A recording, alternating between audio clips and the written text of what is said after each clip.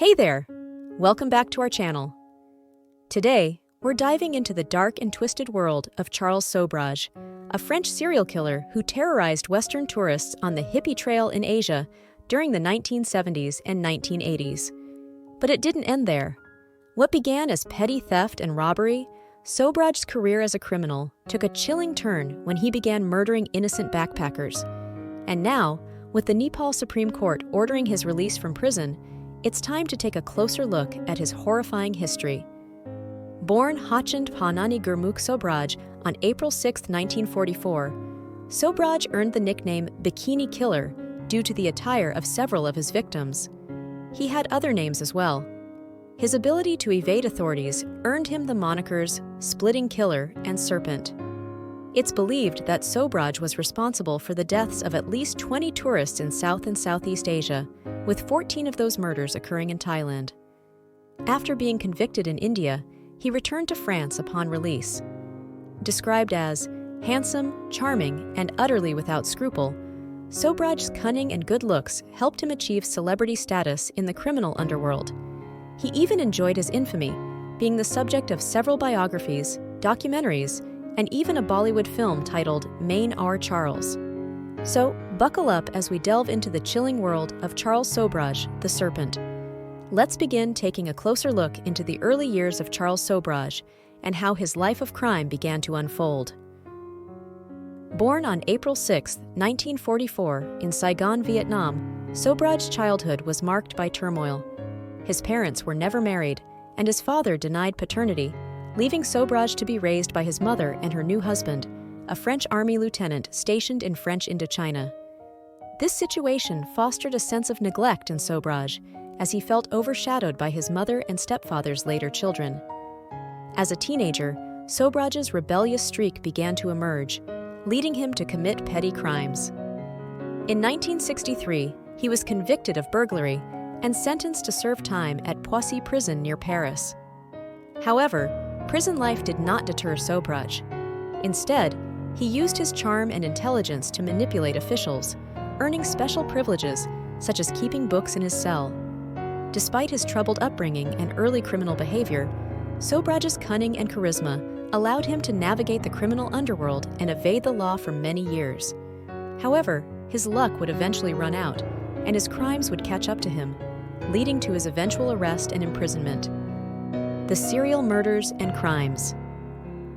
Let's delve deeper into the sinister world of Charles Sobhraj, aka the Bikini Killer, whose criminal activities spanned across continents, leaving a trail of devastation and death in his wake. In 1970, Sobhraj arrived in India, where he was arrested a year later for a jewelry heist.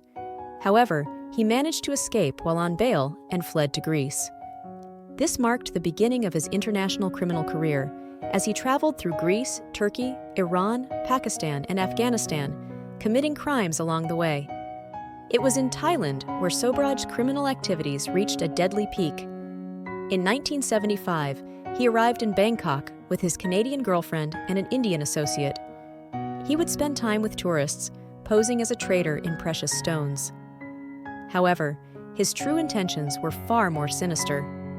Under the guise of a charming and sophisticated gemstone trader, Sobhraj would befriend backpackers, luring them into his web of deceit. He would charm them with his looks and language skills before drugging them, robbing them, and ultimately killing them. The bodies of his victims were often burned beyond recognition, making it difficult for authorities to identify them. In October 1975, the body of a young woman was found on a beach in Pattaya, wearing only a bikini.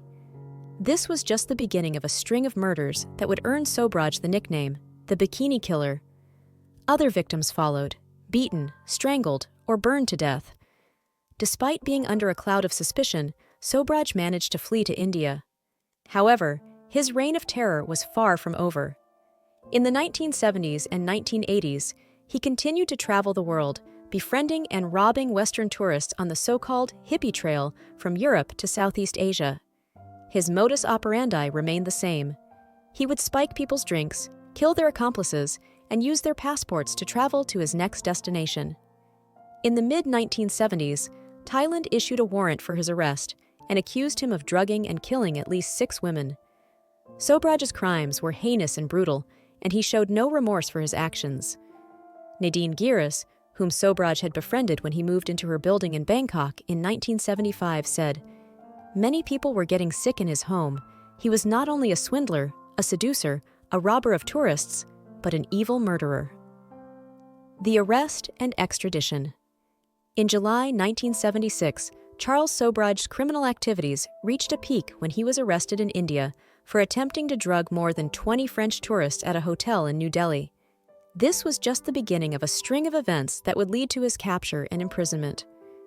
In 1977, Sobhraj was captured in India and sentenced to 12 years in prison for the murder of French tourist Jean-Luc Solomon. Solomon's murder was part of a broader pattern of preying on tourists, which Sobhraj was infamous for. Jean-Luc Solomon was poisoned, a method Sobhraj frequently used to incapacitate his victims. The poisoning allowed Sobhraj to rob his victims or manipulate them further, depending on his needs. The case against Sobhraj was built on substantial evidence, leading to his conviction. This period in prison didn't deter Sobhraj.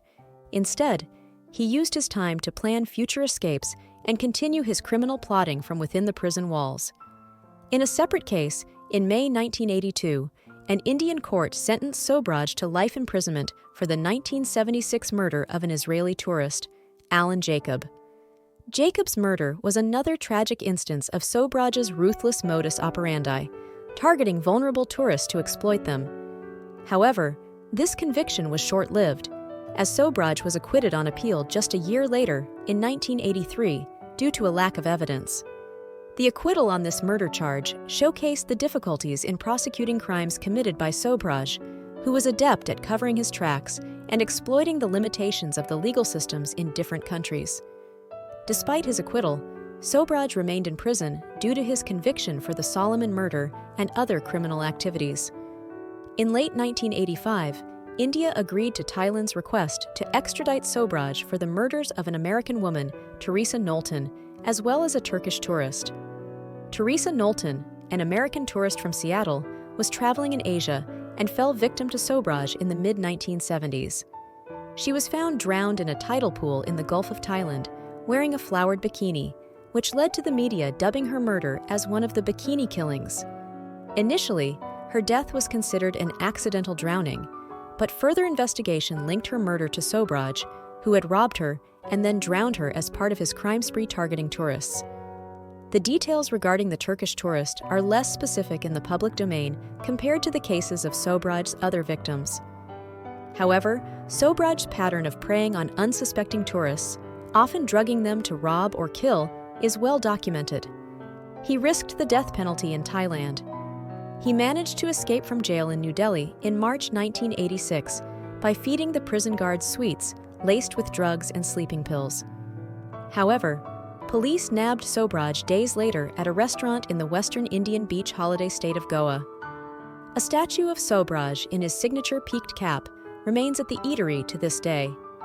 Delays in the Indian legal system meant that the prison break case did not come to trial for several years, by which time the Thai authorities had lost interest in having him extradited. Accused of at least 15 murders across 10 countries, by the time he left Indian jails in 1997, his alleged crimes had fallen under the statute of limitations in Thailand. Upon release, Sobhraj went to France and lived there quietly until 2003 before returning to Nepal. However, his freedom was short-lived. Nicknamed the Serpent for his skill in slipping and sliding out of the judicial dragnet, Sobhraj returned to Nepal to set up a shawl export company under a false identity. He was quickly recognized and arrested in Kathmandu for the 1975 murders of 2 tourists, Canadian backpacker Laurent Armand Carrière and American Connie Jo Bronzich. It was in Nepal where he was convicted for the murders and sentenced to life in prison. In 2008, while still incarcerated, the notorious bikini killer, Charles Sobhraj, took an unexpected turn in his life story by marrying Nahita Biswas, a Nepali woman 44 years his junior. This unexpected union took place within the confines of Kathmandu jail, where Sobhraj was serving his sentence. Nihita, the daughter of Sobhraj's Nepalese lawyer, became his second wife, and their relationship attracted significant media attention due to the vast age gap between them. Their relationship and subsequent marriage announcement also drew widespread media coverage, in part due to Sobhraj's infamous past and the sensational nature of their meeting and relationship. Nihita Biswas appeared in several interviews and talk shows, discussing her relationship with Sobhraj and often defending him and his innocence. The marriage has been met with skepticism and controversy.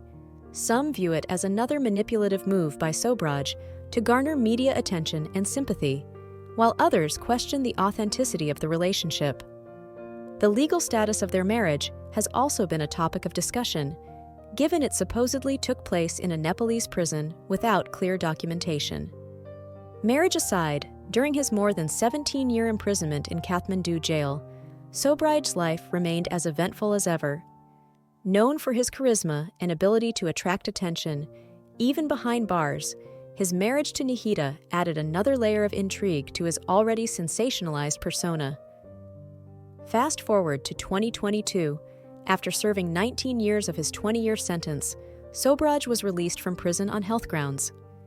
The Nepal Supreme Court, led by Justices Sapana Pradhanmala and Til Prasad Shrestha, ordered his release due to his age and health conditions, which included undergoing open-heart surgery in 2017. Sobhraj's release was met with dismay and anger by the public and the families of his victims.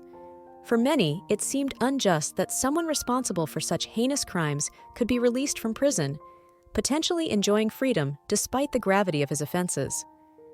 Victim advocates and families expressed concern that Sobhraj's release on health grounds diminished the severity of his crimes and the pain suffered by the victims and their families. The decision by the Nepal Supreme Court, citing his age and health conditions, including a heart surgery in 2017, as reasons for his release, also sparked a legal and ethical debate. Some argued that the justice system must balance between upholding human rights, even of the convicted, and ensuring that justice for victims is not compromised. Critics questioned whether Sobhraj's ill health truly merited early release, especially given his criminal history. There was also concern among law enforcement and the public that Sobhraj, known for his cunning and manipulative abilities, could potentially return to criminal activities. His past escapes from custody and ability to live under multiple identities fueled these fears. Finally, the decision to release Sobhraj on health grounds raised questions about the precedent it might set for the release of other prisoners with serious health issues. Legal experts continue to debate the implications for future cases, considering the balance between compassionate release and the risk to society. Sobhraj's story has captivated many, with numerous books and documentaries exploring his life of crime. In 2021, BBC and Netflix collaborated on a mini-series called The Serpent, which chronicled Sobhraj's criminal activities and the international manhunt to capture him. The series brought Sobhraj's story to a global audience, further cementing his status as one of the most notorious criminals in modern history.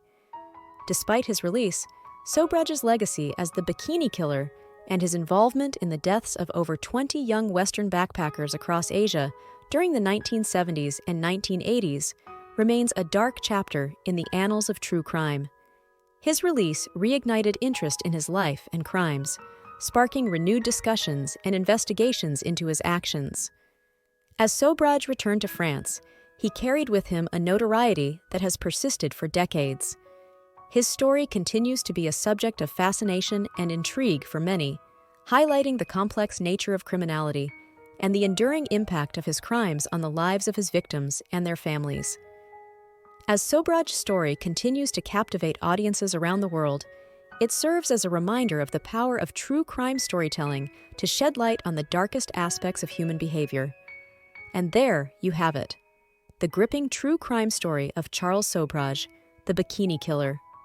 From his early life to his reign of terror across Asia and his eventual release from prison, Sobhraj's story is one of intrigue and fascination. If you found this story compelling, don't forget to like, comment, and subscribe to our channel for more true crime stories. Thank you for watching. Stay curious, stay connected, stay with Reely Unreal.